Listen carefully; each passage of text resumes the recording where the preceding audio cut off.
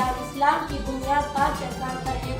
Number 1 کلمہ شہادت، اسلام کا پہلا رکن ہے۔ شہادت کا مطلب ہے گواہی دینا۔ نمبر 2 ایمان، اسلام کا دوسرا رکن نماز ہے۔ نماز دین کا ستون ہے، ہر مسلمان پر دین اور آسان کمانے فرض ہے۔ نمبر 3 زکوٰۃ اسلام کا تیسرا رکن ہے۔ زکوٰۃ صرف مالدار مسلمانوں پر فرض ہے۔ نمبر 4 روزہ اسلام کا چوتھا رکن ہے۔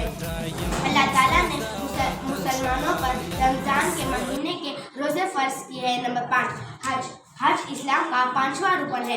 ہر سال دنیا کے کونے کونے سے مسلمان حج کے لیے خانہ کعبہ پہنچتے ہیں۔ جزاک اللہ۔